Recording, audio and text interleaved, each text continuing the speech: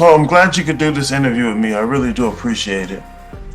Yeah, thanks for asking. The timing was uncanny. I normally don't bring you up, but I was talking to a witchy friend of mine, and I mentioned something that you had pointed out to me, and like a minute or two later, your email pops up.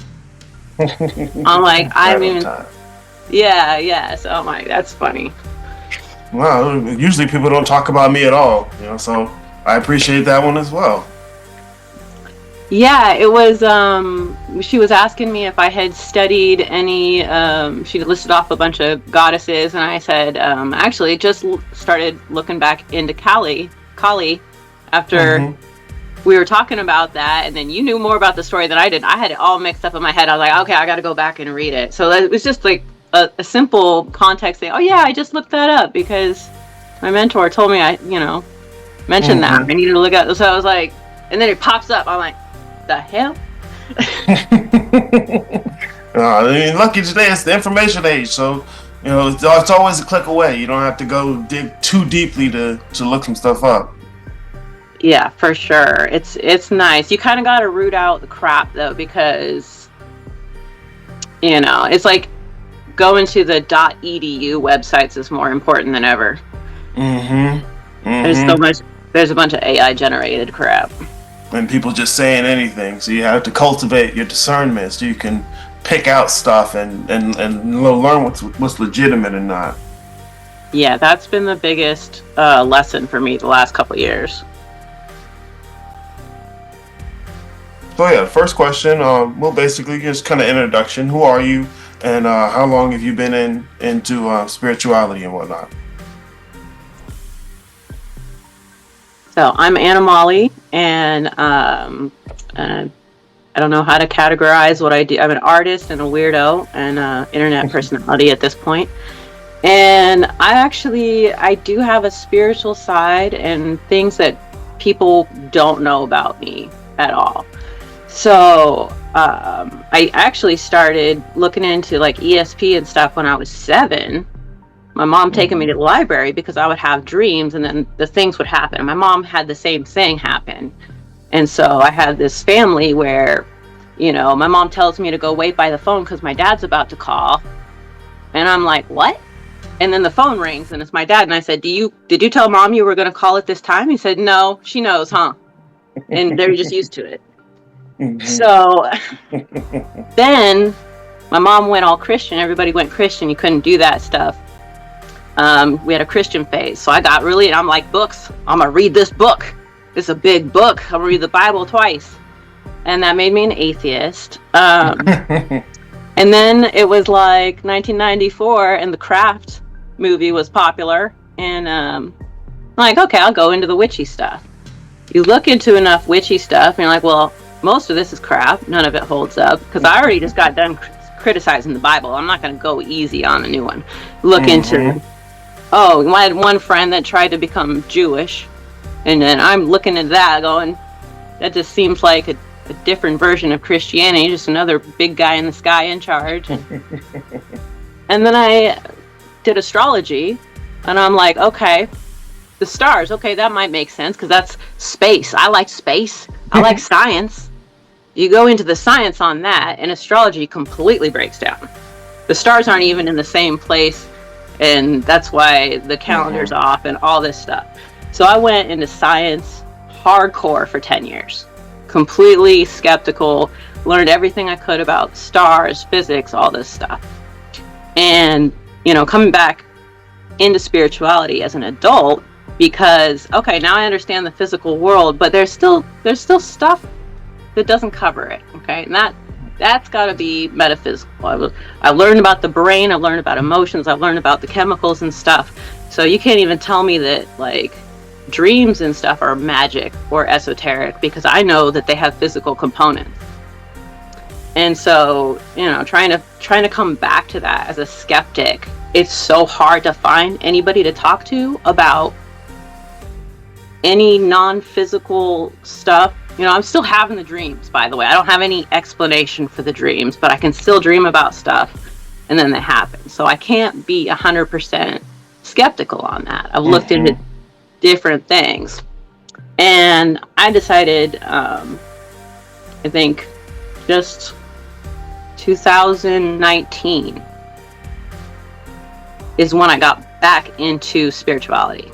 And I started keeping a book of shadows of sorts and keeping notes again. And just trying out different things again. Okay, I'm going to go revisit paganism. I'm going to revisit the Kabbalah. I'm going to revisit Hinduism and all this esoteric stuff and see now with my scientific brain, can I get anything out of it? And I got so mixed up and muddled up that by the time I found you, I was just like, help me sort this shit out. I got all this research and most of it is just leading me to think most of it's crap. So yeah, that's a quick overview of the last 40 years. No, I mean, it's a journey. You know, sometimes it'll look like you look back and you think, okay, I'm wasting my time, but you know, all of it's are components to get you to where you're at. So I wouldn't think it's a waste of time at all, and because learning to think scientifically is a challenge. It's not like people just learn sciencey words and think they're doing it. It's like, no, you really have to lean into it to get what you're looking at. Yeah. It's a skill just like working out or doing gymnastics or stuff. You see gymnasts do stuff that looks impossible, but really they just train and it's a skill that you can pick up and anybody can do it.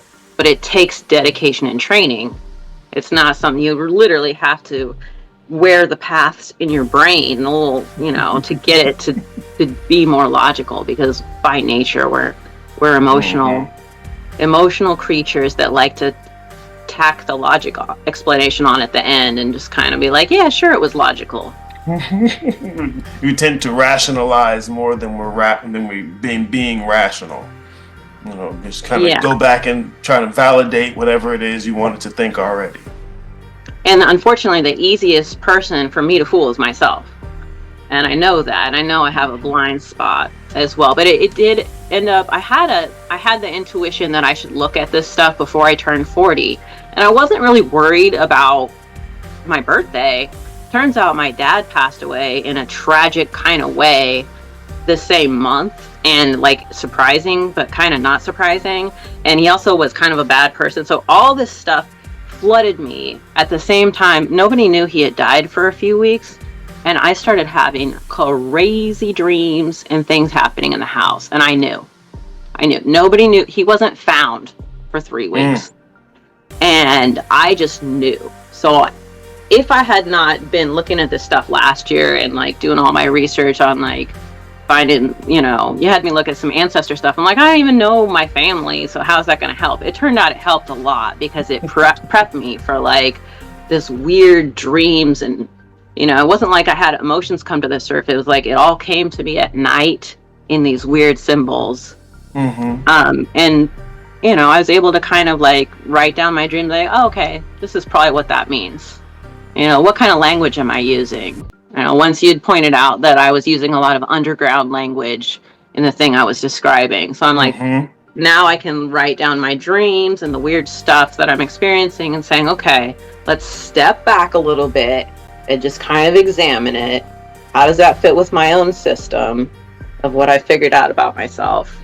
So yeah, I'm glad it was that and not just, you know, trying to deal with it in the middle of being sick and my birthday and, you know, all the other stuff that's going on in January. And yeah.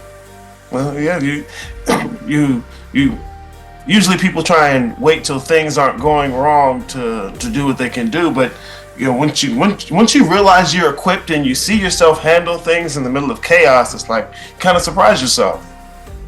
Yeah, and I learned the hard way too, to like, it's better to be prepared instead of wait. You know, it's like, oh, your car's making a funny noise, take it in right the fuck now. Because it's going to be cheaper. It's going to be cheaper and faster and easier to fix versus you know, like I got to check my alignment because of shit, you know, or I can deal with 4 flat tires later, you know. Exactly. It's really that easy. And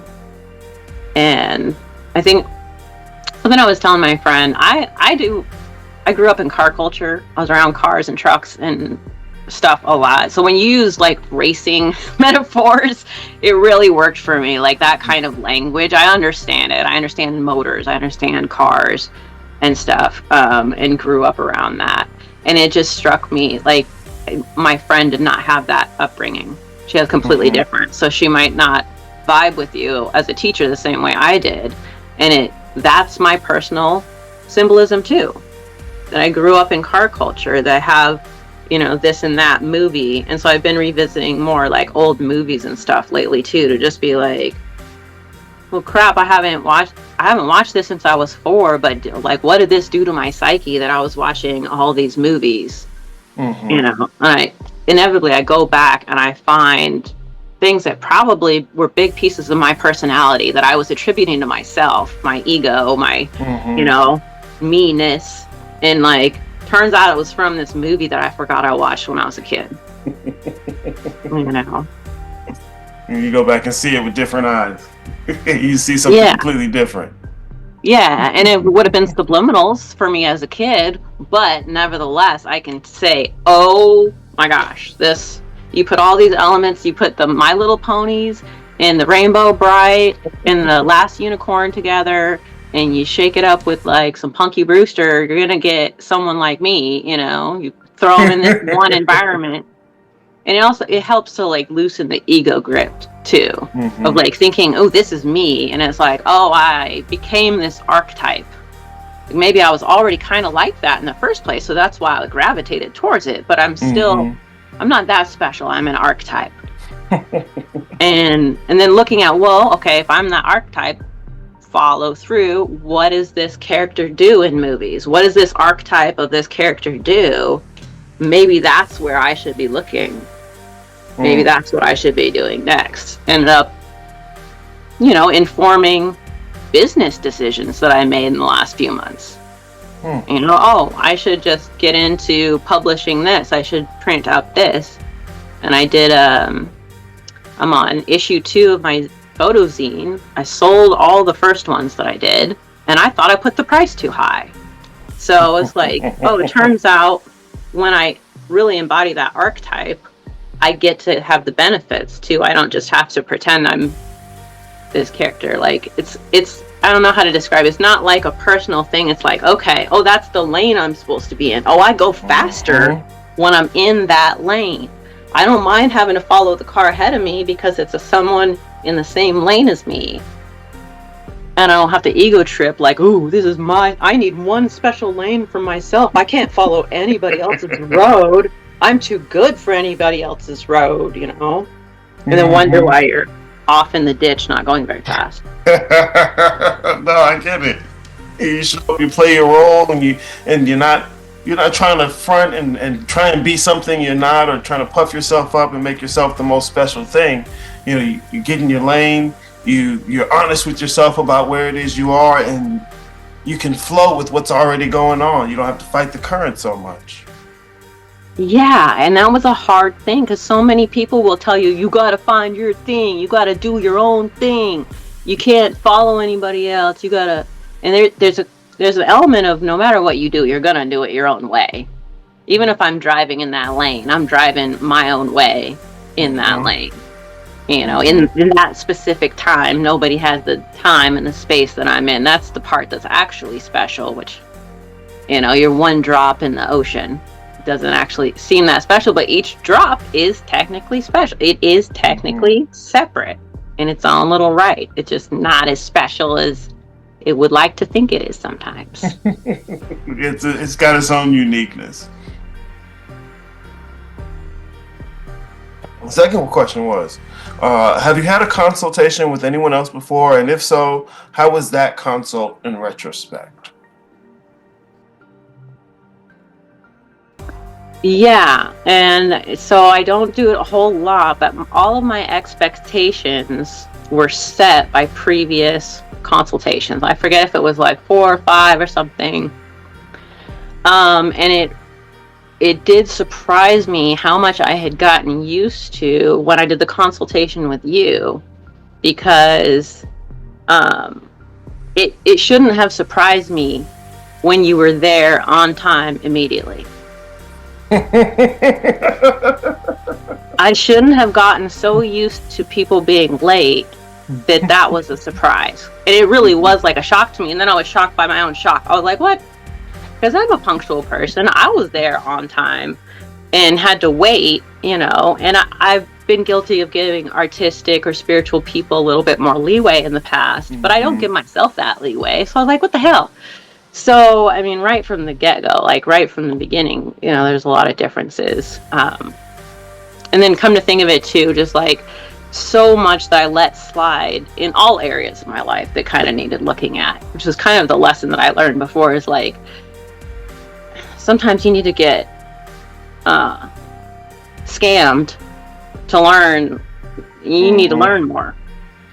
And so I took it in stride of like, that's my lesson. This is the lesson I paid for, is that I need to not get scammed. So it's common if you read books of like people from India almost 100 years ago, they're complaining about the spiritual scams back then. So it's nothing new.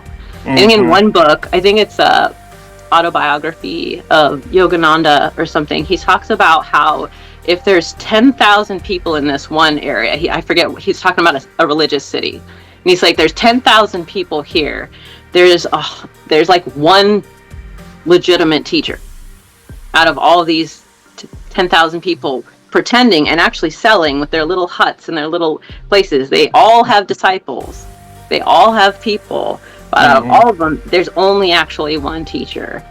And it's very much like that in the internet age now. But it's nothing new. So what kind of experiences did you have with other people? I mean, okay, you had the tardiness. So it's another thing is to adapt a therapy phrase, half safe people aren't safe people. So you get half results. I would think, okay, if this person can produce results half the time, if they seem to have some mind reading ability, or they can tap into something and they actually seem to have results half the time, or they, half the time they give me really, really good advice that works. There was an exercise. This person put me through an exercise. It was visualization, which kind of reminded me of the stuff that you did, except when it worked, they were surprised. It worked really well. It worked really well for me. But they were shocked at their own technique. I was like,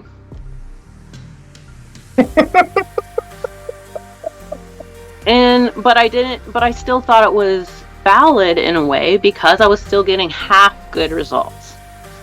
And it took me a while from some other incongruent behavior where it's like, I'm always trying to get to like, okay, so what's the point? If you're going to teach me something, what's the end goal in your teaching? And I could never get a straight answer. And there was always another thing that I was needing to buy or do. And that was also mixed in with the results. So I was getting results, but then I was like, okay, I'm a salesperson. I know this technique. Oh, what are you doing? So it was very much a mixed bag. But yeah, that was me trying to like learn to like, people can just steal stuff. Maybe it works half the time because they stole it. Like, that didn't occur to me because I don't fucking steal. And so I was projecting positively onto other people too. So anytime I would have good results, I was assuming it was the person that had given me the consultation, when actually I was the one sitting down and doing a lot of the work too. I wasn't giving myself any of the credit. So, and I remember like one of the things that you did, I think I was trying to give you credit for something and you were like, oh, that's you. And you kind of like have boundaries, very solid boundaries, to where it helped me get boundaries all of a sudden. I was like, oh, okay, yeah, I need to re-examine. And you told me straight up I needed to re-examine it.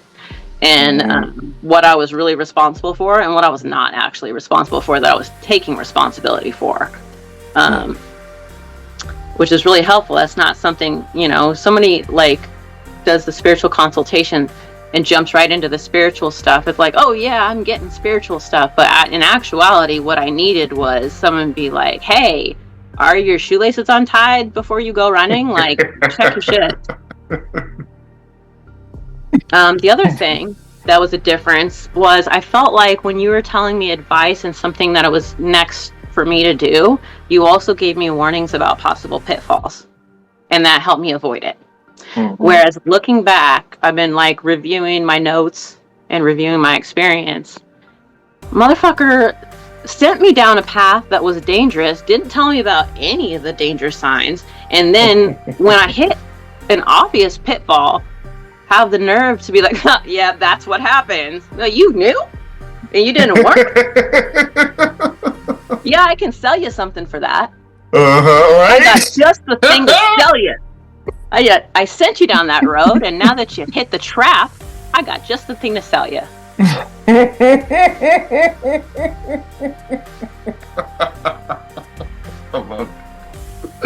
Oh, man.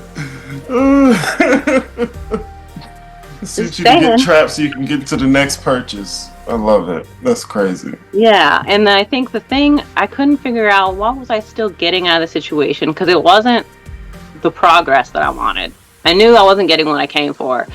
But there was like a fake camaraderie. There was like a team spirit. We're all in this together thing. And then I remember I was watching one of your free videos, and you said something about fake rapport. And he's like, and that was exactly it. You are doing this fake rapport, and then you're surprised when people assume that you're their friend. Mm-hmm. Because if I feel like someone's a friend on a personal level, and I care about that person, I will put up with a lot more crap from them. I take a lot more crap from my best friend than I would allow anybody else. Mm-hmm. And I mean, hey, we're cool, but we don't have a fake rapport. We don't have a rapport like we're best friends offline, and mm-hmm. gonna go chit chat and whatnot. It was a business and, mentor student interaction, and the boundaries. Like I said, you having clear boundaries helped me have clear boundaries, which I'm sure my therapist would thank you for that. I struggle with that. I struggle with it. I know I struggle with it. So, yeah. Well, yeah, because some,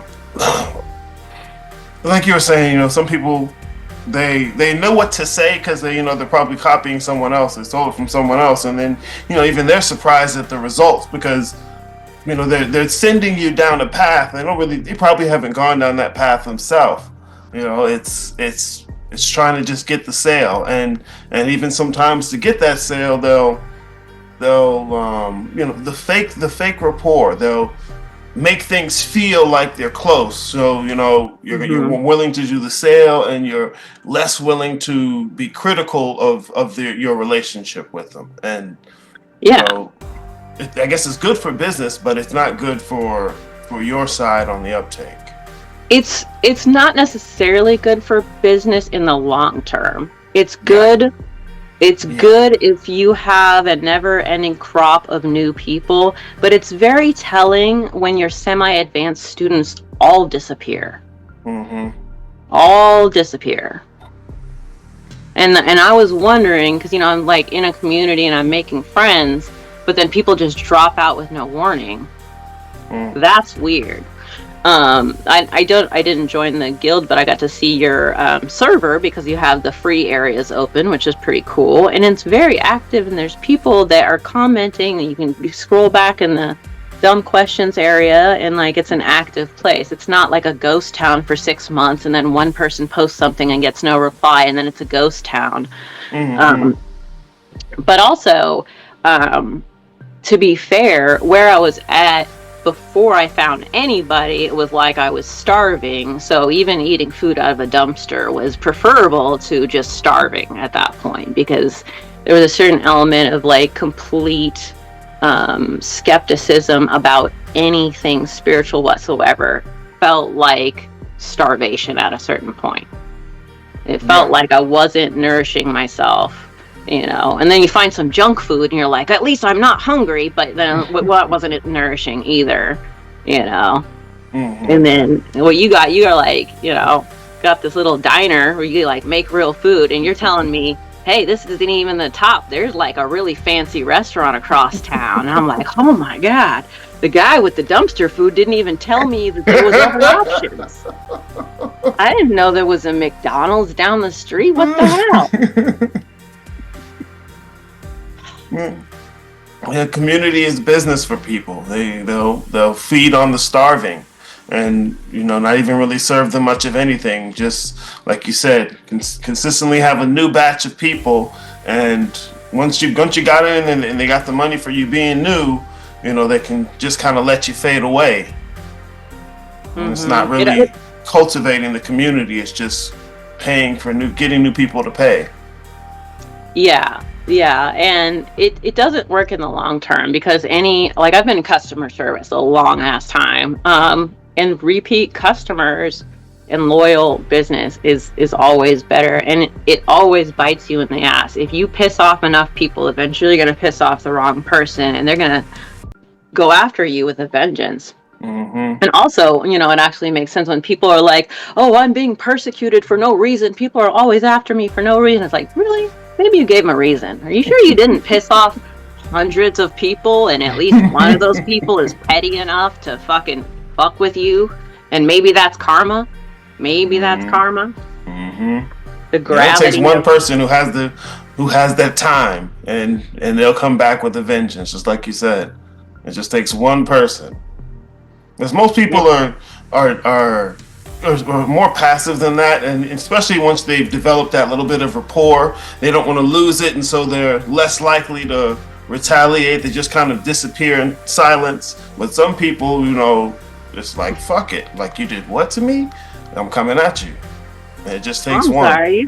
Yeah. And I'm going to say, people are lucky I'm not that one, because I do have screenshots of everything. I keep screenshots, and I have the receipts that people wish I did not have. I tell you what, but it's, I'm a responsible person. I don't need that shit. And if the people that don't give me a reason to screenshot are the real heroes. Like, that's the people that are my true friends. It doesn't matter, Mm-hmm. You don't have to keep tabs or keep score with them. It's you just gotta go with the flow. I've had a rough life. I've been screwed over way too many times to not keep receipts. Mm-hmm. And it's easy to do these days as well. Unfortunately, yeah. Oh, go. Here's the next question. What was your first impression of me, and what did you expect the consultation process would be like? And I guess ultimately, how did those expectations measure up? I think one thing that stands out is, like you were talking about, I'd been watching the free videos for a while, and I caught live, and then you were talking about consultation, and right as I'm thinking to myself, man, is he gonna be yelling at me, calling me an idiot the whole time? You said out loud, and I'm not gonna call, if you pay for consultation, I'm not gonna call you an idiot, I'm not gonna cuss you out. At the same time, I'm thinking, and I was like, okay, so there's the answer to that. But I was kind of like, oh shit, like, oh, how much of an idiot am I gonna feel like after this? And it wasn't as bad as I expected. There wasn't like glaring things that I had missed, because I was like really worried that I'm like, it's like going around with all kinds of stuff on your face, like how long have I been going around like this? But yeah, and I think the other thing is the expectation that everybody just gets right into the woo-woo stuff right away. You're going to do some like spiritual spell stuff or whatever, when it actually makes more sense to get to know the person, talk to them, see what they're already working with, and then tailor something to that person individually. So that I really appreciated, and I wasn't expecting, but I feel like I should have. Yeah, but the bar is pretty low out there, and most people just offer a consultation as another revenue stream, but consultations are, like I said, it's what I do. So I pride myself on making sure I can give the best I can, and that takes making sure I know who I'm talking to, so I know how to listen to them and how to talk to them. Because Yeah. people are very different these days. Yeah, and I think you have a genuine curiosity too, that I think even some people, even though they have the skills and they care, maybe the counselor type of people, I've had counselors that are very, very knowledgeable and skilled, but kind of weren't that curious about me in a way. They're just Mm-hmm. kind of checking off their things to try and get you better. Like they do care, they do want to get you better, but you do seem to have just like kind of a curiosity and ask uh, not odd questions, but very specific questions about things that I would say that would make me have to stop and look at it closer. So that was pretty cool. And I think you can only do that by being curious. You can't fake the curiosity. Mm-hmm. Yeah, you got to want to know to even think to ask those questions. You have to be somebody that ponders the patterns of things and being like, that shit's off right there. All of this fits, but that shit's off right there. It's crooked. You're like, the fuck? How long have you been staring at that? And I think the part that surprises me is like when I'll ask a question like that, the person will be, well, hold on, I didn't think about that. And I'm like, really? Like, didn't you hear what you said? Like, but I think that's necessary in a way that even sometimes I take for granted. And so even if I don't, I try to hold off my own expectations on there to try and get the best picture I can of the person. And we kind of go through that together. It's not just me, okay, this is how they are. It's like, well, right. Let's explore it. Right. And I appreciate that I was able to clarify so that if, I said something and you were like, oh, wait, so like this? And then I kind of had given the wrong impression, that I was able to go back and say, oh, actually, it's a little bit more like this. Whereas some people, you say something once and then they're like, haha, gotcha. And it's this whole gotcha thing the whole time. And it's like, no, wait, well, let's make sure we're on the same wavelength. So that, like, making sure we're on the same wavelength is cool, because again, it allows me the time to like stop and reprocess what I just said. So trying to get my 13-year-old son to do that is nearly impossible. I think that it's so hard to like, some people do not have the curiosity to like, okay, now I want you to think about that sentence you just said. Let's go over it word by word. And he'd be like, I was like, that sounded like some tasty nonsense. He's like, oh yeah, I guess it was. Tasty nonsense. Forget, he said something, he was trying to sound profound the other day. I forget what it was. And he basically just said, when you do things, things happen, but in a profound way. Well, like, you just did Newton's first law, but less sophisticated. Like, what are you saying? Like, he just said it all solemn too. And I was just instantly like, what? It'll probably sell. It'll probably sell really good. It'll probably be good for marketing, but it's not really saying anything. It sounded great. All the other 12-year-olds would have gone for it, except for, his best friend probably would have done the same thing. That I would like, what'd you just say, dude? Full of it. You gotta have friends that'll tell you you're full of it. Well, those are your friends. The people who won't or are too scared to aren't necessarily your friends. Nope. So, there's, with the expectation, there's the, how I talk in the free videos, there's the expectation that in a consult, maybe I'm gonna just berate you the whole time. And, so that wasn't the issue. That wasn't the case. No, or even if you were nice about it, that you were going to make me feel like an idiot the whole time. That was not the case. It was more like, oh, hey, you have some stuff to work with here. Even maybe stuff that I would have said, I believe this, but it's not a big deal. You were like, no, let's look at this. The stuff I was doing with the plants. Like, I just do a little plant magic, whatever. I wasn't even going to get into it. No, don't throw that out. Don't throw that out. You'd be surprised how often that happens, kind of like what you were mentioning earlier, having to learn how to give yourself the blue ribbons you deserve when you actually do, because yeah, and so many people will tell you the opposite too, in the name of breaking your ego for you. Mm-hmm. people will try to break you down, or in the name of trying to get your money. Either way. Yeah, yeah.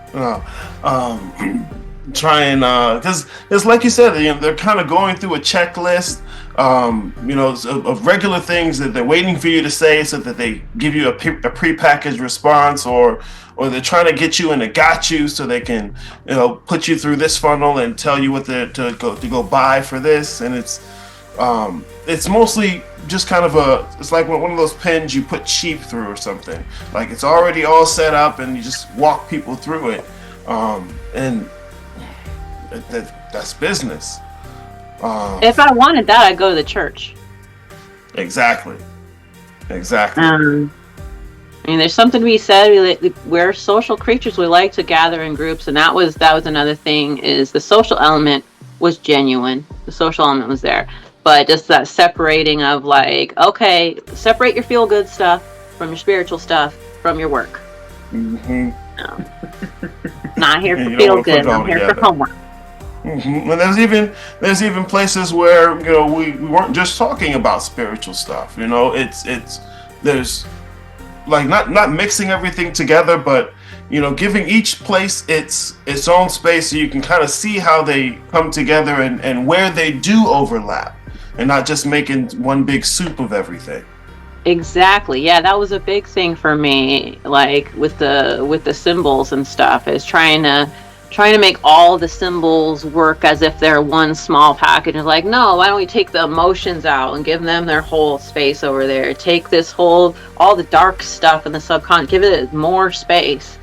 And because I was only focused on the good stuff, on the surface level good stuff, and in my own visual world, I crowded everything else into too small of an area, and it was fighting. And that whole dealing with it symbolically, and then looking around my life and being like, okay, yep, that's exactly what's going on here. That was so helpful. It literally gave me so much extra brain space. It felt like it made it easier to meet my goals that were like the more physical goals. Mm-hmm. And I'm like, okay, now that I've got my emotions and my spiritual stuff kind of straightened out a bit, it just made more space for everything.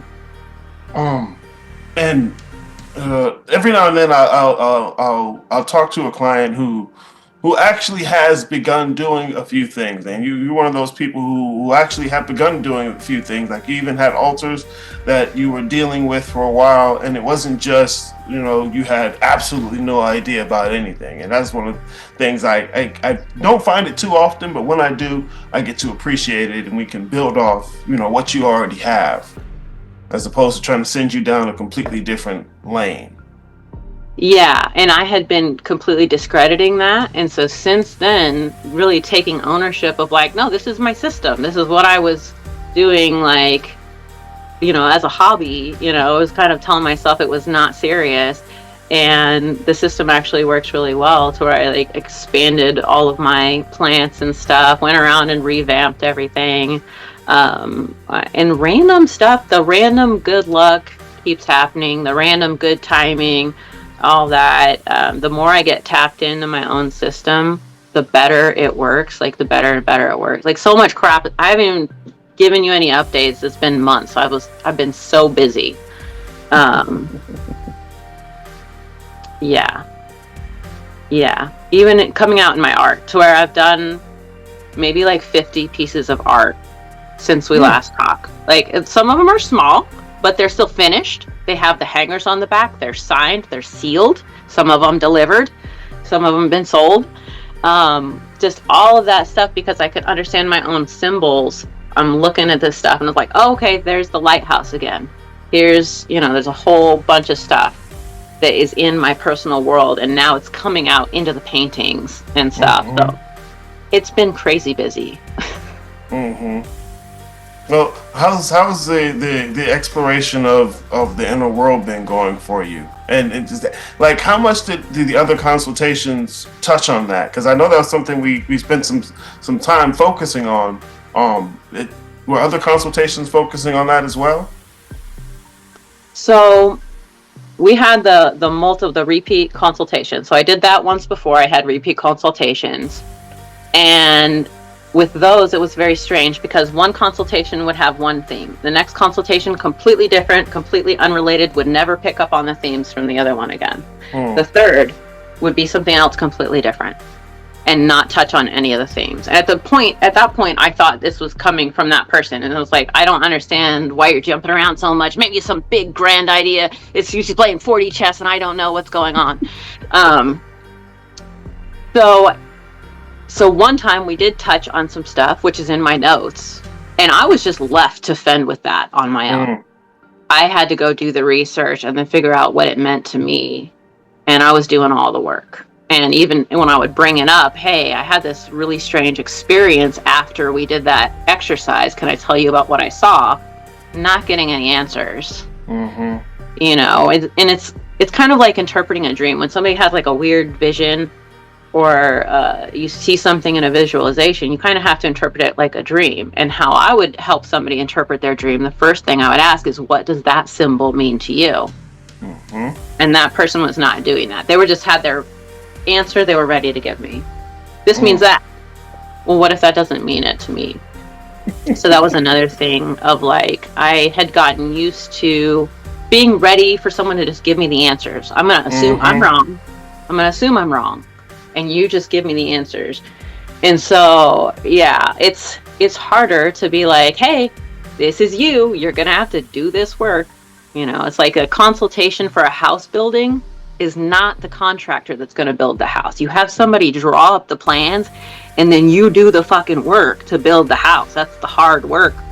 But at least you have a blueprint that makes sense. You know, and I had been... in the former consultation I got, I'm doing the consultation and they're like, you know, here's a house, here's your house, it's ready to go. And it's like, that's not possible. That's not, that, no wonder it didn't work. No wonder it didn't work. And it disregarded everything I had going on. So then I've got this system that I'm not familiar with that's just been given to me, told I need to do this. And here's my system fighting to survive in the back, which I'm like, forget you, you're the ugly stepchild, you know. So yeah, just touching on random things was not a very satisfactory experience, you know, whereas yours was like, it was a first thing and the homework in the second session made sense, and we worked on the stuff, and then that led naturally to the third session, which made sense. And the things that you told me to work on and look out for afterward, it's a connected, coherent, cohesive story that all made sense. It's not this jumble of random stuff that then I'm supposed to put together like some IKEA thing that doesn't have any instructions. Why couldn't you get it to put it? Not my fault that you didn't do it right, you know. And it's like, you're wondering, you like definitely wanted to know if it was working for me or not. No, if this doesn't work, let me explain it another way. Oh yeah, or let me re-examine, you know, what are you doing, how is it working, and not just not just leaving it to where, well, you know, you're at fault because you didn't do things. Like, well, no, even if it didn't work, I want to know what was the experience, what had happened, so that way we can put you somewhere where even after the calls are done, you have some sort of direction, and you're not just given a bunch of new things. Like, especially if you, like I said, like you were someone who has some of their own things going on already, and so if you already have those things, it would make more sense to me to help you to cultivate what you already have, as opposed to giving you a bucket of all new things that you've never looked at before. Yeah, and I think that was really key, and I think that's an approach that not many people are really doing. Although it's also funny, about a week ago, I saw this video on, they call it Korean shamanism, even though the Religion for Breakfast is the YouTube channel. He said it's not really shamanism, but he did a video on Korean shamanism, and it sounds like it's very similar, that you get one person who is your shaman, and they talk to you, and they figure out what is going on with you, and then they tailor a little, religious, spiritual experience just for you. Mm-hmm. And each person has their own individual experience with, and there's a bunch of different of these Korean shamans apparently. I never even heard about that before. And then I'm watching this video and you popped into my head and I was like, dang, that sounds very familiar. So yeah, that was interesting. That was just like last week. I was like, the timing, the coincidences. Well, these things, they have to be tailored to the person, and like especially today when people have so many different fragmented ideas, like it's not going to work for me to just pull something out of my pocket and tell you this is what you need. Like we have to go on a trip together. I remember I was talking to another client and it surprised him, because he's listening to me and he's thinking that I have some path I'm going to lead you on, and it's like, well, no, I'm listening to you. You're like, I'm following you. Like I may point out some things you didn't notice, but for the most part, I'm interested in where you are, because once I'm gone, you're still going to be where you are, and that's what you have to live with. So I can't just pull you to some other thing. Like I'm much more interested in what you have going on. Yeah, and I think a lot of people have the assumption that they can decide where they want to go and what path they're on, and that's the path they're on. Like, I just wish I was on that path. Whereas I know from art, I know for a fact you cannot force it. I would love to paint like, Picasso. I don't paint like Picasso. If I could try to copy it and fake it, and I would never find out my own art style, because my brush has a style. Yes. And it's the same thing with spirituality. People assume that like just because they want to be a Picasso, they can just do the Picasso stuff and they'll be a Picasso. And it's like, no, that's not where you're at. That's not what you're doing. So yeah, if there's any like real evidence of magic in the world, for me, it's art and music and the way that they affect us. Like the shit that art and music does is like, it's very close to magic to me as a metaphor. Just like, you can't force that shit. You'll end up with writer's block for 5 years if you try to force it. You have to dance with it. You have to engage with it. You can't try and control it. And there's a lot of people who get into this stuff to try and learn control, and it's control isn't an element here. It's just going to trip you up. You have to dance with it. Yep. I mean, I've had a lot of clients who say that similar thing with music and art, having a deep spiritual relationship with it. So no, you wouldn't be the only person saying that. Yeah, it's definitely a feeling to it and an experience of like it just. Yeah. I think, anybody that's picked up an instrument or a paintbrush or a pen or done any creative work whatsoever knows you can't force it, and it's almost like you're tapping in. David Lynch called it catching the big fish. It's like fishing. You can't make the fish fucking bite. You could go to the perfect spot at the perfect time of day and catch nothing. And it's the same way with spirituality. Yeah, no, you can't force it at all. Another thing I wanted to talk to you about, because I really did love this from our consultation, was chopping wood and carrying water. That was one of the big things we got there. Like, what was that for you, and how did it sit with you? Or how did it work with you? The original source of the phrase is walking through the neighborhood, finding a free book box, and picking up this book that was called Chop Wood, Carry Water. And I had gone out with the express purpose of getting some kind of message from the universe. I'm going to walk around the neighborhood and get a message from the universe, and it's going to be random. And that was the first thing I got. And but I was talking to you like the next day or something.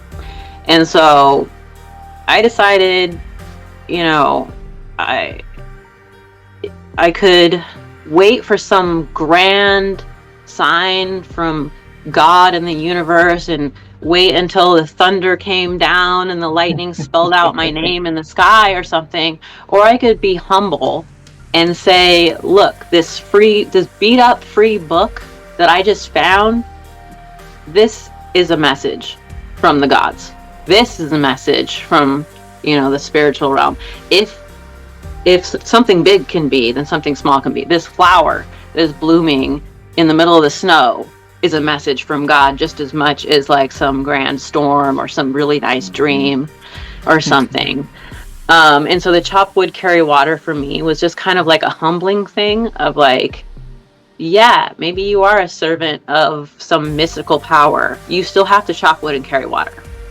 If there's a temple that serves a god or a goddess in the Most High, somebody's sweeping that temple.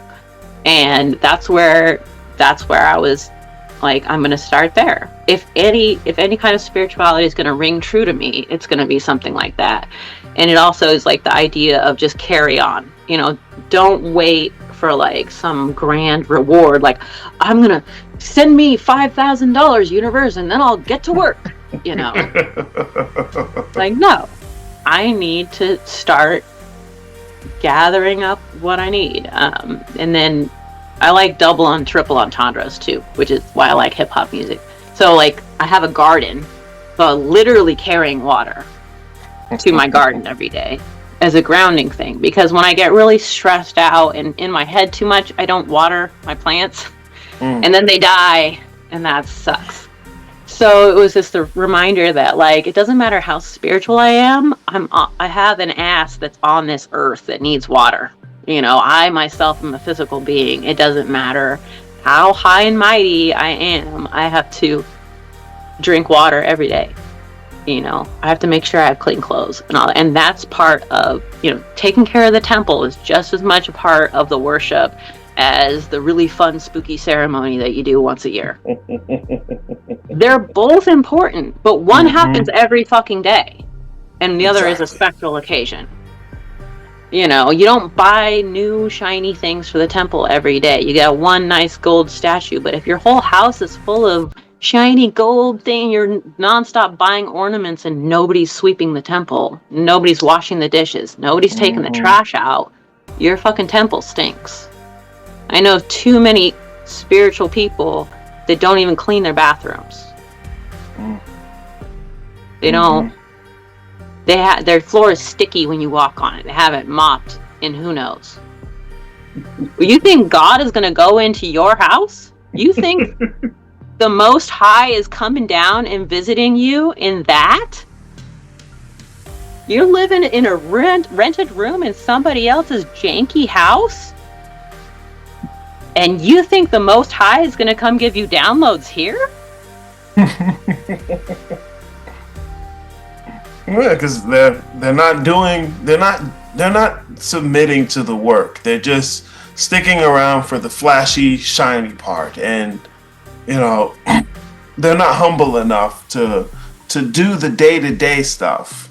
They want it fast, quick, and glorious, as opposed to really engaging with it as a lifestyle, as something that you do every day, and not trying to avoid the work or find some quick technique to do it. It's, let me actually enjoy doing it. Yeah. And originally, like right back in like the 90s when I was learning about the craft and all that, the original Wiccan books would talk about sweeping spells, where you'd go around and you'd sweep your house either in a counterclockwise motion or a clockwise motion. And that's laughed at by the New Agers nowadays. But back then it was a lot of homemaker stuff where it's assumed that the woman doing the witchcraft is also have to doing all the housework at the same time. So it's like a combo thing. And so I kind of resurrected a lot of that stuff that I thought was really practical. Like, yeah, you know what? Maybe I don't have time to do a bunch of chanting and wear some robes and light candles and incense, but I do have time to be meditative while I'm sweeping. And I'm going to go around in a counterclockwise motion. And I want to remove the negativity from my life and from my brain. I'm doing a spell. It doesn't matter if you want to laugh at me for being hokey, but like, there's a story about in Hinduism, and I'm so glad I went back to revisit this stuff, because I had to learn it on my own again to get the value out of it. But this guy's talking with God, with the Buddha, and he says, who's your most devoted disciple?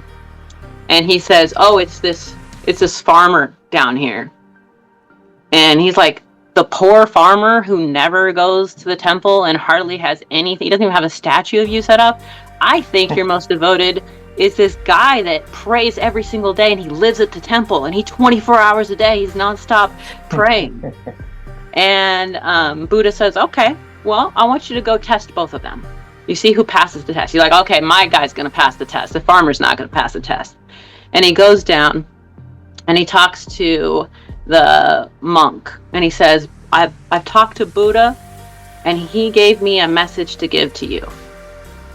And the monk says, the Buddha would talk to me himself if he wanted to. Who the hell are you? You don't have any message for me. Get the hell out of here. And he tries to hit him with his stick. And guy's like, wow, no, really, I really did talk to Buddha. He really has a message for you. He's like, okay, fine. What's the message? He said, Buddha says, you only have as many more lifetimes as there are leaves on this ginkgo tree, and then you'll have enlightenment. And the guy, again, he goes after him with a stick. You're ridiculous. That's way too many. I'm only like 5 or 6 lives away from enlightenment. How dare you? I might even get enlightenment in this life. And he chases him off with a stick. And the guy's like, damn, Buddha, I thought that, what? And he goes to the farmer. And he goes to the farmer, hey, farmer, Buddha sent me. He has a message for you. And the farmer goes, oh my God. He thought of me? The Buddha thought of me? Oh, this is the best day of my life. This is the best day of my life. Oh my God. This is the best. You don't have to tell me anymore. The Buddha thought of me. Duh. That's all I need. I can die happy. And he goes, no. I got a message for you. No. Just hear me out. The Buddha said that you have as many lives as there are leaves on this ginkgo tree until you have enlightenment. And he goes, oh my God, this is amazing. Wow. Only that many? Only 100. You could have told me it was going to be every tree in this forest. Exactly. Every leaf on every tree in this forest, and I would have been fine with that. But you're telling me it's just this one tree. Oh, Buddha is the most merciful. He's the most blessed. This is the best day of my life. I got to go tell my wife. And, then he goes back and he talks to Buddha, and he's like, I don't understand. You have this monk who has been in the temple 24 hours a day. What's going on here? And he says, the farmer has it in his heart. His temple is in his heart, and he's there every day. Mm-hmm. And it's just like the best story. It's the best story. I love that because it's just like, that's how people be.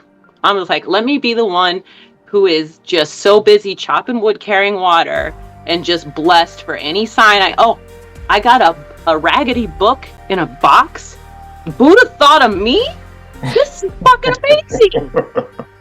Did you see that butterfly that just came down? That was for me. Yeah. Is that cool? Like, you can either live as if everything's a blessing, or you can live as if nothing's a blessing. Kind of. No in between, really. Some people live like just them is the blessing, and they don't see anything else. And just when you said, you have as many lives as are left on this tree, and it was like, were you mad about that? Like, he didn't say the whole forest. And then when you said it with the farmer, I was like, yes, exactly. Yeah, and I think the follow-up to that is the farmer then, like, the Buddha just takes him to heaven instantly. So he actually just dies right there instead of going back. And it's like, I thought you said he had as many lives as there were on that tree. It's like, well, he just actually passed, so he actually just skipped that with his response. Like just his lack of resistance to what he needed to do moving forward pushed him through. I'll tell people about very often about facing their fears, and sometimes just standing up to it and putting your fist up and being ready and willing to do it and win you the day. That, I mean, it's surprising how many times I've experienced that, and you never think it's going to work. You think, I'm going to get the beat down, and then, like, turns out it just evaporates. That shit is crazy.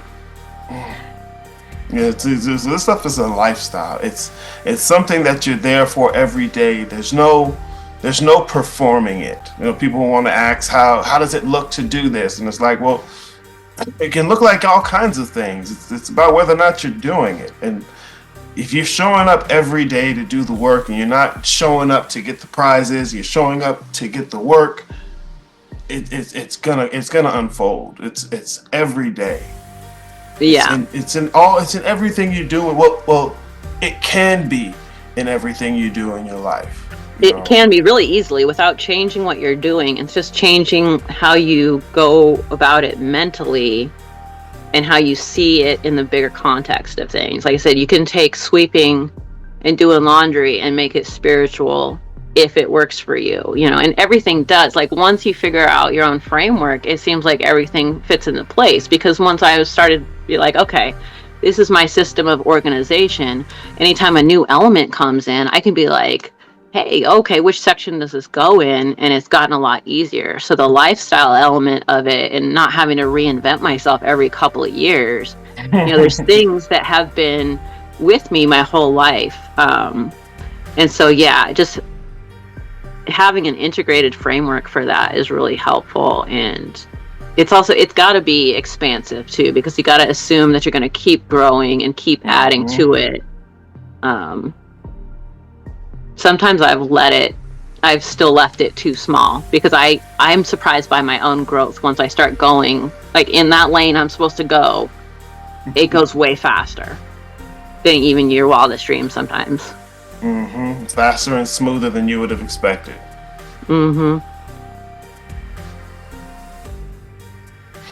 So, what was it like for you re-listening to the audios? Well, I guess first of all, from the other consultations, did they give you the audios from the consultation? I was told I would get audio, and I never did from any of them. So I believe some of them were recorded. I don't know. I was never even told what the case was with that. I have recorded my own stuff before. I've done video, audio, journal type stuff before, but I've never had anything to listen back to where it was like a conversation. That was really helpful. Just because what was it like for you listening back to it, especially the first time? I'm used to like reading books and like reading into it and being like, what's the foreshadowing? And so in the beginning, you know, I could listen to myself and be like, I'm almost foreshadowing what I'm saying, but since I didn't understand what I was saying, I didn't see it yet. So I could almost see like there was the hints and the clues that maybe you were picking up on, and trying to be like, oh, okay, I see how you got that conclusion. And just also, I remember listening back a couple of times while I was taking notes, and I would see something that I had said in a completely different light. And maybe it's because of a completely different day, time of day, or revisiting that thought. I don't know. Sometimes it would just strike me completely differently. Like, something I had said, we were talking about oak tree. I got into this whole thing about oak trees and all that. And then I was listening back to it and realizing, oh my God, my dad and his dad were obsessed with oak furniture. You know, just something like, I would have missed that little tiny clue. It was something like lodged in my subconscious from my childhood. And so I found that happening a lot. Every time I listen, it's been a few months since I've listened back to it, so I should probably do it again, because I'll probably get something new out of it again. We'll probably do that this week. But yeah, there's little things like that I wouldn't have remembered. I wouldn't have like thought back and remembered that little seemingly insignificant tidbit. But when I go back and listen to it, even when I'm not fully paying attention, I'm just kind of letting my mind wander. Sometimes something will stick out at me. I'll be like, what? So I said yeah. that. Yeah, and it's just like for me, it's like reading a book or listening to a song, and they're like, "Oh, I never noticed that lyric before. I never noticed that little sound in the background. I never noticed that the foreshadowing of this story actually happens in the first chapter." Hmm. You know, And or it's I and it's think, coming from you. It's not something someone else made. Like this is literally your own conversation doing that. yeah, and I do have the benefit of like because I've done art for a long time and I do abstract art. I have this art up where people can look at it and they go, "Oh, I see this." And it's abstract, but I see something else differently. And they're seeing something completely different in my art. So I technically painted that there, but I didn't see it. And so Hmm.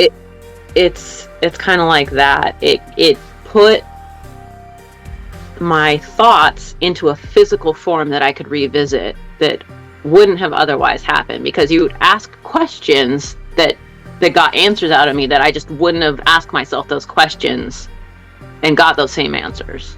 Hmm. So yeah, I know I need to listen to them again. I'm sure it'll be like I think I listened to them twice, so it'll be a third time.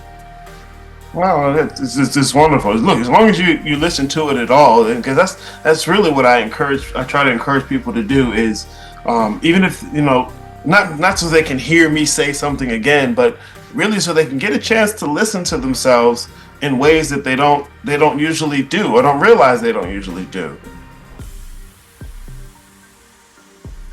Yeah, and something that I do, which I mean, you asked me like what would I wanted you to do differently? And it's like Yeah, that was going to be the next question. be a mind reader. I don't know. Um, most people you can't tell them to go and write a bunch of stuff because they're barely gonna do any shit anyway. But if you had told me, hey, listen back and make notes, I probably that would have been helpful advice to me. I did it anyway. I did it myself. Hmm. But just listening back and not just listening and staring off into space, but listening with a piece of paper and a pen in front of me so I could start then making another physical representation of it and just comparing all these things. Like, okay, what's really standing out? I can hear it. What's standing out when I hear it? What's standing out when I write it down? Um, yeah, I don't know. That was really helpful though. Sometimes things don't stick in my head unless I write them down, and that's because I'm a visual person. Hmm.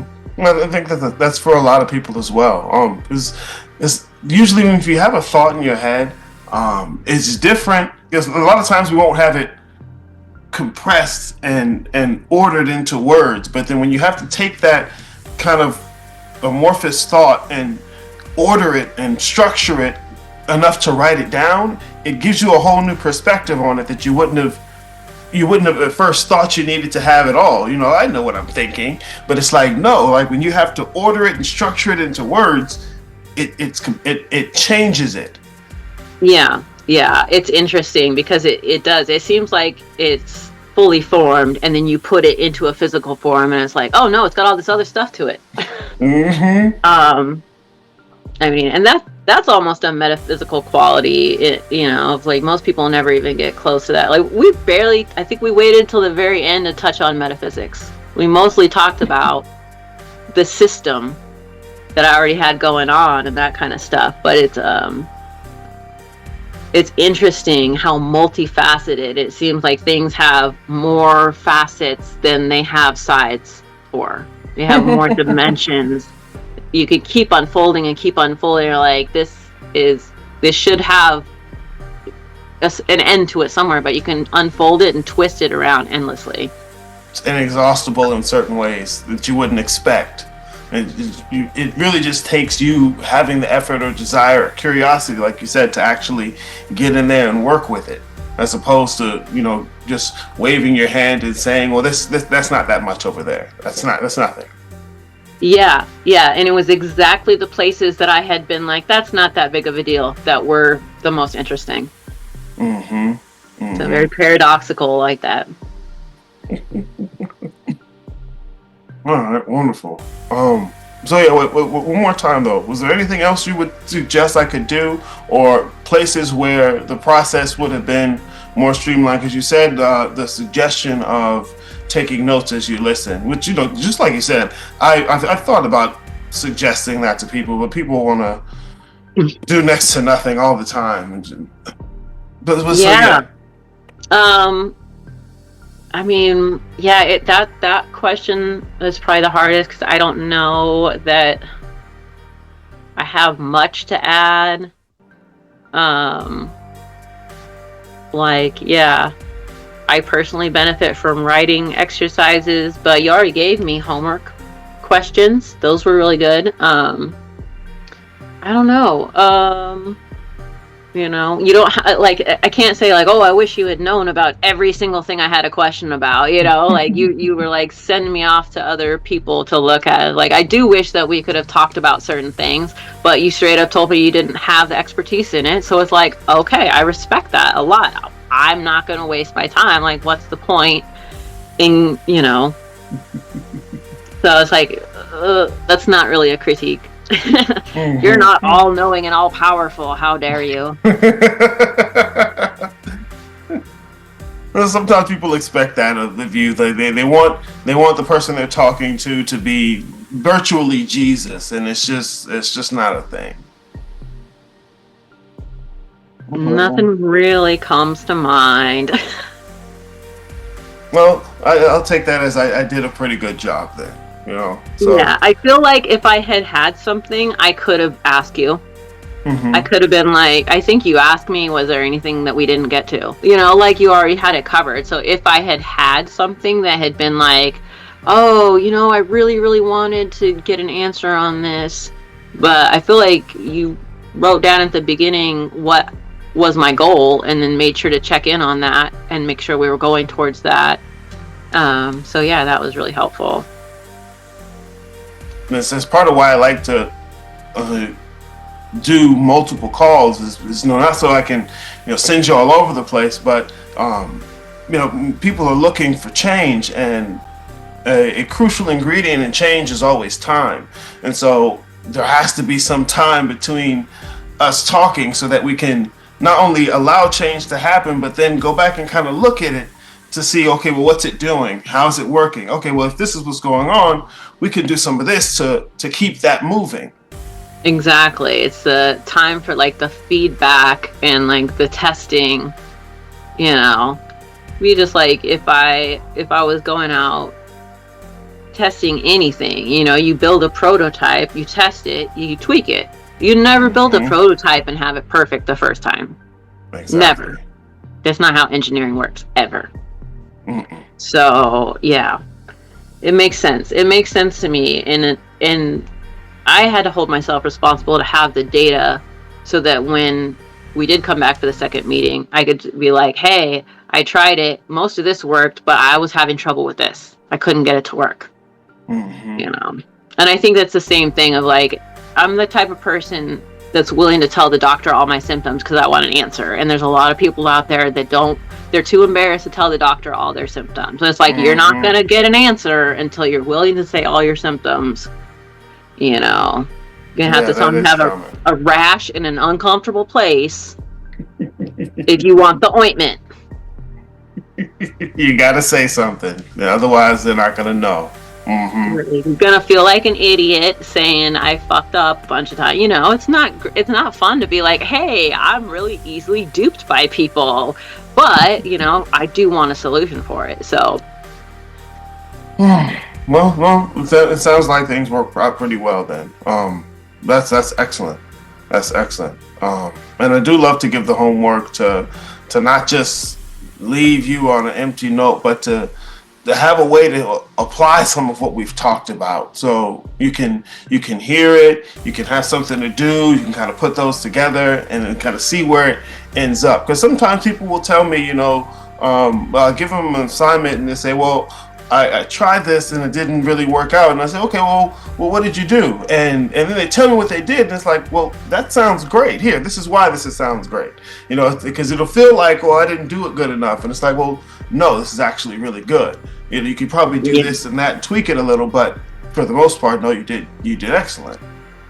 Yeah, and that's something people don't understand. It's like, I was trying to tell one of my friends, hey, I used to have a problem being late to everything. All I have to do is try to be somewhere 15 minutes early. I'll end up on time every time. I'm honest to God trying to get there early every time. and I am not. And I was telling he said, I tried to be there 30 minutes early and I only got there 10 minutes early, so I feel like I failed. I was like, no, you succeeded. You totally did it. That's how it works. Mm-hmm. You have a 20-minute delay in your head. You just have to add 20 minutes for the rest of your life. Exactly. Add 20 minutes. Yeah. And so sometimes that the things you'll admit, you're like thinking you're failing, you're actually making progress. It really does take another person to be like, hey, no, that's a good thing actually. Because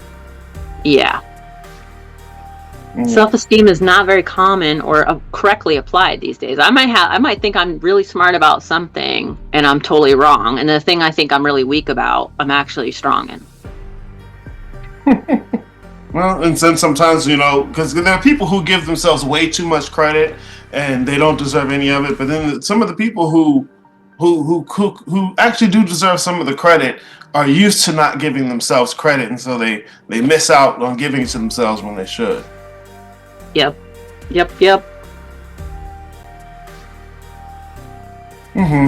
Well, wonderful. This has been great. I went a little over the time I wanted to do, but that's perfectly fine. This has been good. This has been great. Yeah, thank you again. I appreciate just the review and everything. It helps. I know I'm probably going to want to talk to you again at some point, but I don't know. Not enough to schedule it, but yeah. Shit's been cooking this year.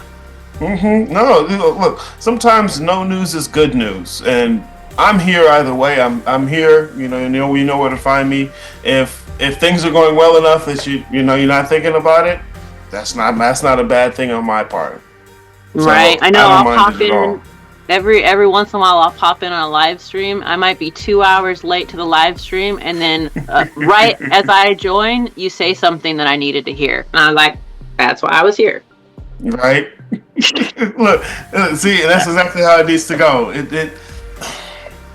Everything happens when it's supposed to happen, and it sounds cliche, but when you actually live it, you can. It really is true.